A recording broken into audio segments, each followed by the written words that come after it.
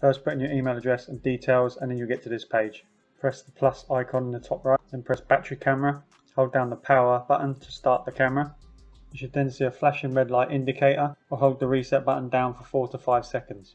Press next, select your Wi-Fi router and enter the password, then press next and OK.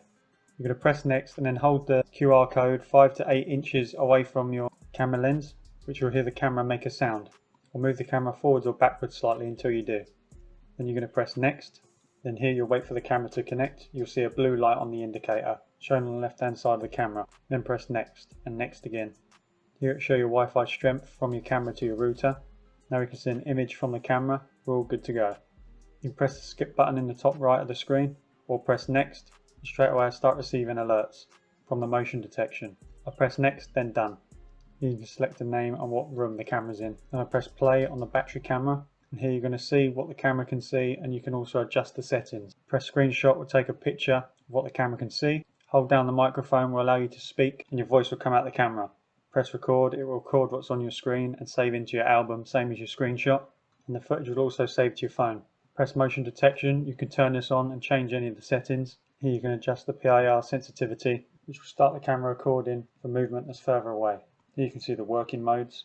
Here you see the alert plan, which you can add a time period, alarm area, which allows you to select the areas that you want to be notified by the motion detection and ignore everything else that's not selected. And you can remove any highlighted areas if you need to. You can also select audio warning and strobe light. So when the camera detects something, you can choose to have an audio warning, a light, or audio warning and a light.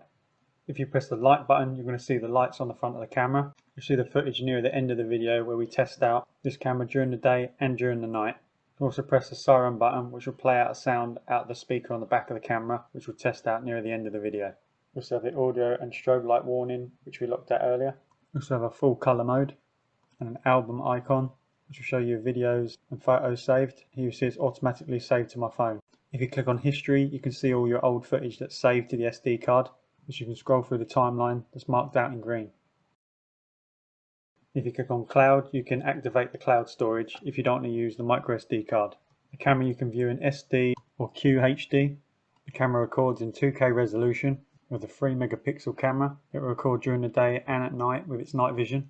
Turning your phone will give you the full image. Here you can adjust the different resolution for you to view, but the SD option will avoid lagging. You can also press the settings icon in the top right corner where you can adjust more of your settings.